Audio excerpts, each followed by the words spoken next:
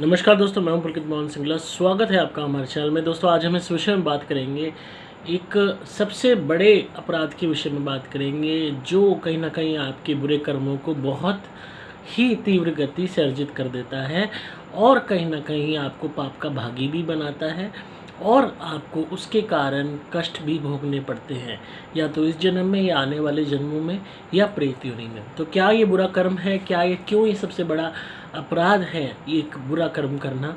ये भी मैं आपको समझाऊँगा। तो सबसे बड़ा और बुरा कर्म जो है वो है किसी के मुंह से निवाला छीनना। बहुत लोग क्या करते हैं कि उनकी एक हैबिट होती है कि अगर वो किसी को भी खुंदक में या खीज में आके या गुस्से में या नफ़रत में या जलन के कारण कोई बंदा अगर कुछ खा रहा है तो खाते खाते उसके मुंह से वो निवाला छीन लेंगे।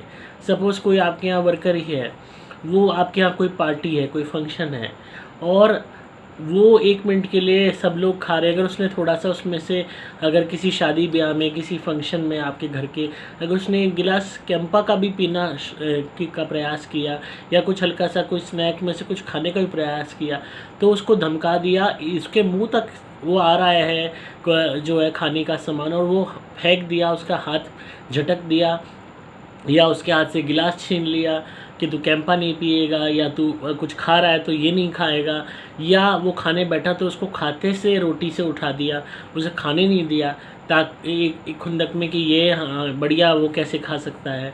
ये चाहे आप किसी वर्कर के साथ करें, चाहे आप किसी इंसान के साथ करें, चाहे घर के जो है घर के परिजन के साथ करें, और चाहे आप किसी दोस्त के साथ करें। अक्सर दोस्त भी ऐसे करते हैं, कोई बंदा जलन के मारे, नफ़रत मन ही मन पल रही होती है।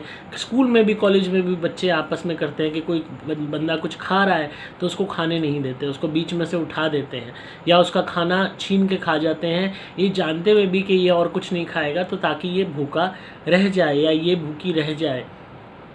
या सपोज़ कि कोई जो है किसी का खाना रखा है, वो चुपचाप चुरा के खा लिया बिना उससे पूछे।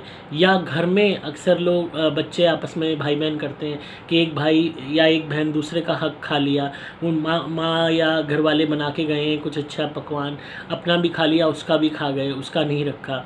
और जो है कोई भी, चाहे स्वीट है, चाहे किसी ने कोई मिठाई दी है, कोई माँ बाप ने चॉकलेट दी है, पर अपनी भी खा ली, उसकी भी खा ली, यानी दूसरे के हक का भोजन भी खा लिया।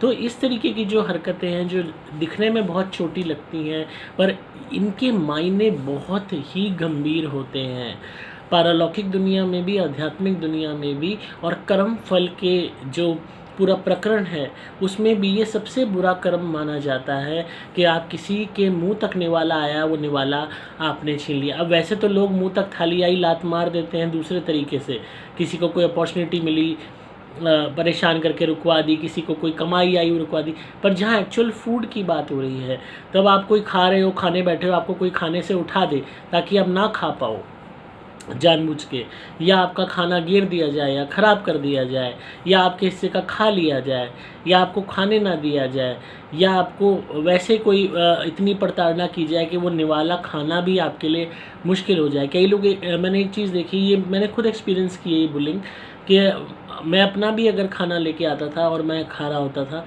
तो जो साथ वाले होते थे कॉलेज में, क्लास में, स्कूल में, ख़ासकर कॉलेज में, वो इतनी ज़्यादा बुलिंग और हरासमेंट करते थे कि जो है जो सहन ही ना जाए कि इंसान अपना भोजन लाके खा रहा है, अपने पैसे का खा रहा है, तब भी उसके लिए वो एक-एक पल, क्योंकि देखो भोजन संतुष्टि प्रदान करता है हमारी आत्मा को, हमारे शरीर को, और हर इंसान उससे तृप्त होता है, चाहे जानवर है चाहे इंसान है, हमारी आत्मा तृप्ति पाती है।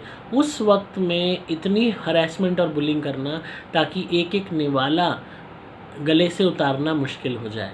लिटरली उनके शब्द ऐसे होते थे कि सांड अपने पेट में कितना डालेगा और कितना खाएगा, तू तो पूरी दुनिया खा जाएगा, तू तो ये कर देगा। मतलब endless words, endless bullying, endless body shaming, ताकि वो 2 रोटी भी ना खाई जा सके।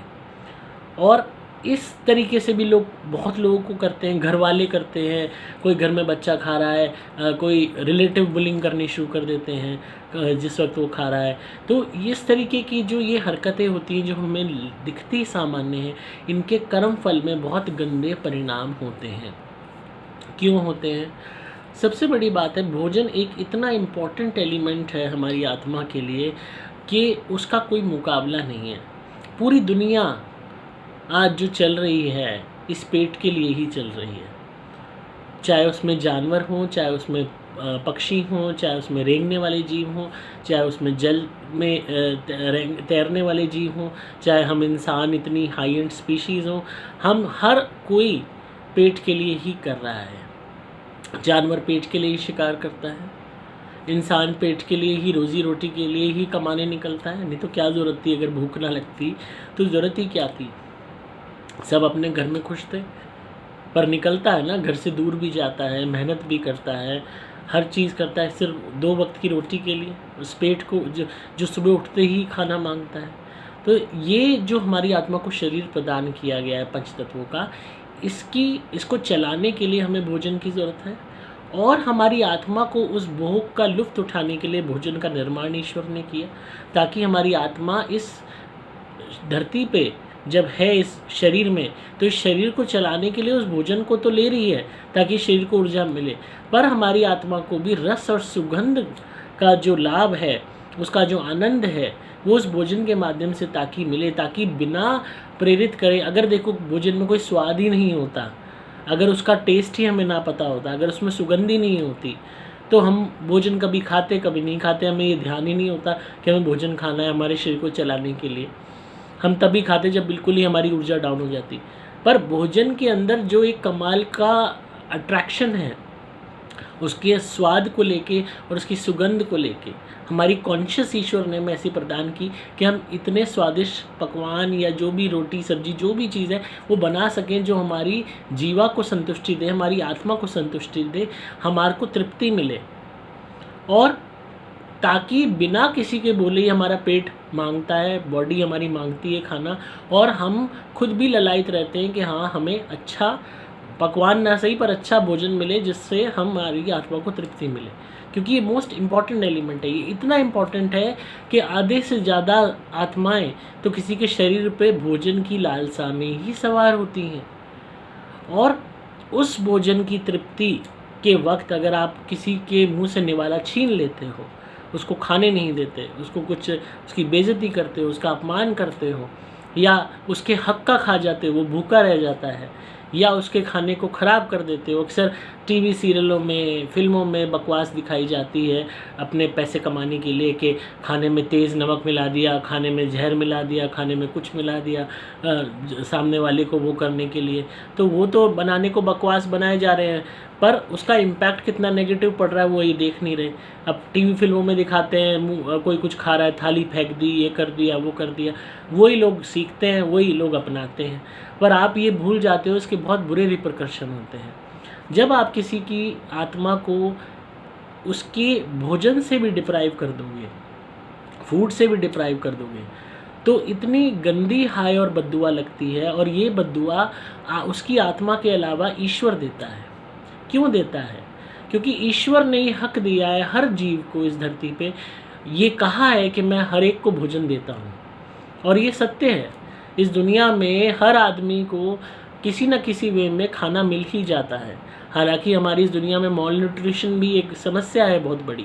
बहुत से बच्चे हैं, बहुत से लोग हैं जो भूखे मर रहे हैं, पर फिर भी कहीं ना कहीं से थोड़ा बहुत चाहे उन्हें मिल रहा है, चाहे नाम मात्र का मिल रहा है, तो भी वो सर्वाइव कर रहे हैं। ऐसे में अगर आप किसी के मुंह से निवाला छीन रहे हो, या उसको ऐसे ताने कह रहे हो कि जो वो भोजन अपनी जो है गले से निगल भी नहीं पा रहा उन शब्दों के बाणों को सुन के, या आप किसी का हक मार के उसका भोजन खा रहे हो और उसको भूखा रख रहे हो, तो ये ईश्वर का तिरस्कार है। उस आत्मा को आपने फूड तक से डिप्राइव कर दिया, जो एक बहुत बेसिक एमिनिटी है। लोग अक्सर पानी में ऐसा करते हैं, कोई पानी मांगता है, पानी देते नहीं, या गंदा पानी दे देते हैं, या जो यूँ कह लीजिए कि और खड़ी कोठी सुना देते हैं। और सबसे बड़ी बात, ईश्वर ने हर जीव के प्रति अपनी वही सहानुभूति रखी है, प्यार रखा है, और वो चाहते हैं कि हर जीव को एटलीस्ट भोजन ज़रूर मिले ताकि उनकी आत्मा इस शरीर के थ्रू सर्वाइव कर सके। और जब आप उस हक को भी खा जाते हो, चाहे षड्यंत्र करके, चाहे खाने को ख़राब करके, चाहे खाना छीन के, चाहे खाने में ब्लैक मैजिक करके, चाहे ऐसी बातें सुना के खाना ना पचे। बहुत लोग मेरे पास केसेस आते हैं खाने में बाल मिला दिए, खाने में स्टूल मिला दिया, ऐसे तक केसेस मेरे पास आए हैं। मतलब जलालत और गंदगी की हद देखो, इंतहा देखो। टोटके करके खाने में दे दिया ताकि लोग वो ख़राब हो जाए, बर्बाद हो जाए। इस तरीके की हरकतें अगर आप कर रहे हो तो आप ये बात यकीन मानिए, आप प्रेत योनि में जाओगे ही जाओगे। आपको प्रेत योनि से कोई नहीं बचा सकता, ना जाप, ना ताप, ना पूजा, ना दान, कुछ नहीं बचा सकता। आपको प्रेत योनि में जाना ही होगा। ये आपका प्रारब्ध होगा कि बिना शरीर के अब आप भी उस भोजन के लिए वंचित रहो।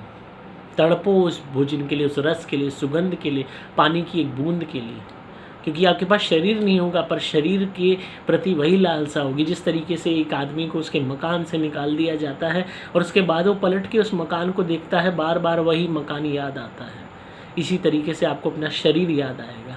उसके माध्यम से मिलने वाला आनंद उस भोजन का वो याद आएगा। तब आपके पास ना भोजन होगा, ना पानी होगा, ना सुगंध होगी, ना रस होगा। सिर्फ एक बिना शरीर वाले एक आत्मिक ढांचे में आप विचरण करते रहोगे, भूखे प्यासे तड़पते रहोगे, उसी अनुभूति को दोबारा ग्रहण करने का प्रयास करते रहोगे। यह सबसे बड़ी सज़ा होगी आपकी कि आपने किसी का भोजन छीना, उसके भोजन को ख़राब किया, उसके भोजन को इस तरह ख़राब किया ताकि उसको कष्ट मिले।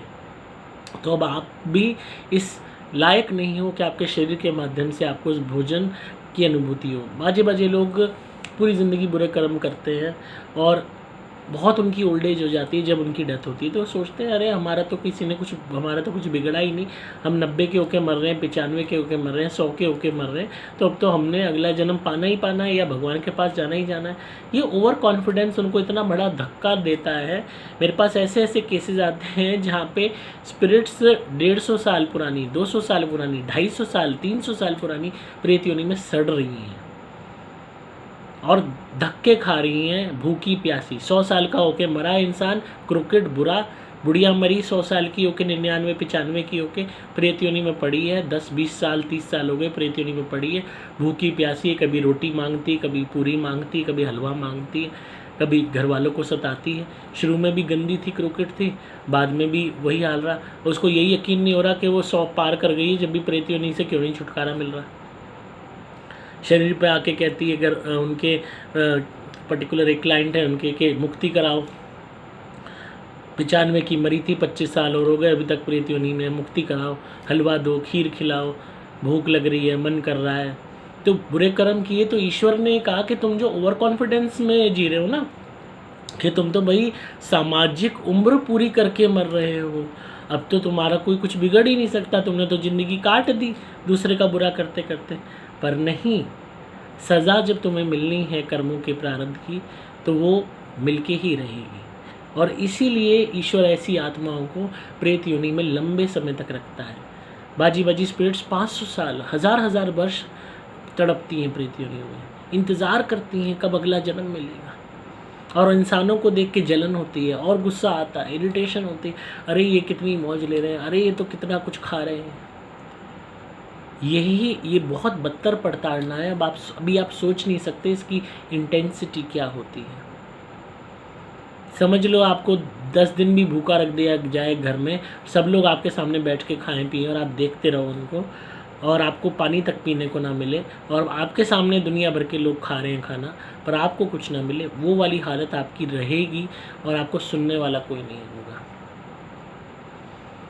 अब आपने श्री कृष्ण जी ने भी क्या एक चितार्थ किया था, एक बहुत खूबसूरत दृश्य। सुदामा जी ने क्या किया था, श्री कृष्ण जी के हिस्से के चने खा लिए थे।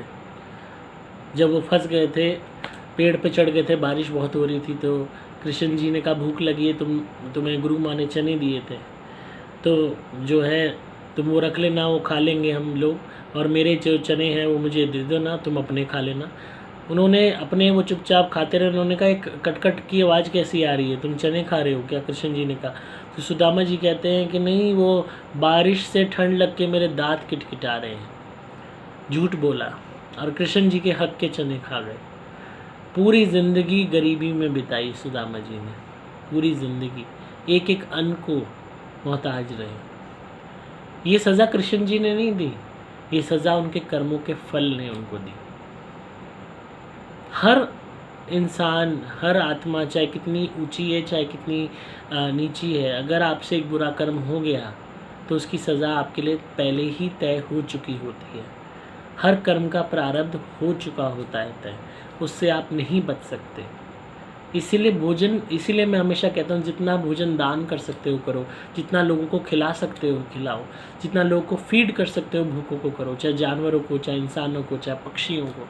कभी भी किसी के कोई खाना खा रहा है तो उसको परेशान मत करो, उसको बीच खाना खाते उठाओ मत, उसको उसके खाने को ख़राब मत करो, उसको टोटके वाला खाना मत खिलाओ, या वो कुछ खा रहा है उसके मुंह से एकदम निवाला छीन लिया, गिलास छीन लिया, अरे तू कैसे पी रहा है, अरे तू कैसे खा रहा है, थाली उसकी खाने की फेंक दी, अक्सर जैसा टीवी फिल्मों में दिखाते हैं। उस चीज़ को रियल लाइफ में चितार्थ मत करो। वहाँ तो बकवास एक्टिंग हो रही है, पर इसका आप जब रिपीट इसको करोगे तो आपका बुरा कर्म उदय हो जाएगा। और जो भी लोग टोटके करते हैं, खासकर खाने के माध्यम से, भोजन में मिला के खिला देते हैं, पागल कर देते हैं, ऊपरी चढ़ा देते हैं, वशीकरण कर देते हैं, और कुछ नहीं तो ये है कि जो है पेट की बीमारियां पैदा कर देते हैं, कोक बांध देते हैं। ये सारे टोने टोटके अगर आप कर रहे हो दूसरे के खाने में मिला के, तो आप प्रेत योनि में पक्का सड़ोगे। लिखवा के ले लेना, जब प्रेत योनि में जाओगे तो आपको बात याद आएगी मेरी, अगर आप ऐसा कर्म कर रहे हो तो। इसलिए अभी भी वक्त है, अपने आप को बदल डालो। बुराई करना, बुरा किसी के साथ करना बहुत आसान है। आपको कोई इस वक्त रोक नहीं रहा, कोई टोक नहीं रहा, जितना मर्जी बुरा कर सकते हो करो, कोई नहीं रोक रहा आपको, कोई आपका हाथ नहीं पकड़ रहा। राजी हो लो, मन में खुश हो लो, हमें तो कोई कुछ कह ही नहीं रहा, मज़ा आ रहा है दूसरे को बर्बाद करके, करो खूब। पर जब इसका प्रारब्ध आप भोगोगे तो आपको बचाने वाला भी कोई नहीं होगा। जितना आज खुश हो रहे हो उतना रोओगे, चिल्लाओगे, पुकारोगे, मदद मांगोगे कि कोई तो हमें इस इंतज़ार से निजात दिला दे, कोई तो हमें अगला जन्म दे दे, कोई तो हमारी बात सुन ले। घर वालों के आगे गिड़गिड़ाओगे, उन्हें तो दिखाई नहीं दोगे आप भूत बन के जब घूम रहे होगे तो, भूखे प्यासे। और अगर खुदा ना खास्ता आपका अगला जन्म भी हो गया तो ऐसी फैमिली में होगा जहाँ पे दाने दाने बिके पड़े हैं। और अगर पशु योनि में हो गया तो बेड़ा पार ही है, कभी मिला भोजन कभी नहीं मिला, उसको कभी शिकार किया कभी शिकार बन गए, हालत ही दयनीय हो जाएगी। इसीलिए ये ऐसे छोटे कर्म जो आपको लगते हैं छोटे हैं, ये बहुत बड़े कर्म हैं, इनके इम्पैक्ट बहुत बड़े होते हैं। तो ऐसे कर्मों को ना कीजिए, और किसी के साथ भी भोजन के माध्यम में ऐसी शरारत मत कीजिए, किसी की आत्मा को मत दुखाइए। तो आई होप आपको आज की वीडियो पसंद आई होगी और आप इस बात पे गौर करेंगे और अपने जीवन को बदलने का प्रयास करेंगे। दोस्तों, जीवन का मतलब ये नहीं है कि हम लोगों को सताएं, जीवन का मतलब ये है कि हम दूसरों के दामन में भी खुशियाँ भरें, जिस तरीके से हम अपने जीवन में खुशियाँ चाहते हैं। थोड़ा बड़ा दिल कीजिए, माफ़ करने की प्रवृत्ति पैदा कीजिए, देखिए ज़िंदगी कितनी खूबसूरत हो जाएगी। जब दूसरों के साथ अच्छा करने लगोगे ना, अपने आप आपके साथ भी अच्छा होगा। अगर आप किसी भी नेगेटिविटी या भूत प्रेत ब्यादा या ब्लैक मैजिक से परेशान हो चुके हैं तो आप मेरी धुनी ज़रूर मंगाइए। सुपर प्लैटिनम या सुपर स्पेशल एक्स्ट्रा घर में जलाना शुरू कीजिए। कोई भी विश है आपकी, उस विश को पूरी करेगी धुनी। बस प्रार्थना करते रहिए धुनी जलाते वक्त, धीरे धीरे काम वहीं की तरफ बनने शुरू हो जाएंगे, टोने टोटकों का नाश हो जाएगा। आप मेरे द्वारा भी मंत्रित कवच या लॉकेट भी धारण कर सकते हैं, ये कभी ख़राब नहीं होगा, ये पूरी ज़िंदगी आपकी रक्षा करेगा। आप अपनी कुंडली भी बनवा सकते हैं, अपने ग्रहों के उपाय करवा सकते हैं, पेड कॉल कंसल्टेशन बुक करके अपने केस के विषय में मुझसे फ़ोन पे बात कर सकते हैं। अगर शरीर में बहुत दर्द रहता है तो आप मेरे यहाँ से भी मंत्रित तेल मंगा सकते हैं, ये नेगेटिविटी भी दूर करता है और दर्द को भी ठीक कर देता है। अगर बहुत ज़्यादा संकट शरीर पर लग रहा है, ऊपरी बाधा हो रही है, पेशी आ रही है भूत प्रेतों की, तो आप मेरे से क्रिया वाले नारियल मंगवाइए। उनसे उतारा करके जब आप नारियल को जलाएंगे तो हर तरीके का संकट दूर होगा। आपको सिंपली मोबाइल नंबर 8130331007 पे व्हाट्सएप मैसेज या कॉल करना होगा। डिस्क्रिप्शन में आपको डिटेल्स मिल जाएंगी। मैं हूँ आपका दोस्त पुलकित मोहन सिंगला।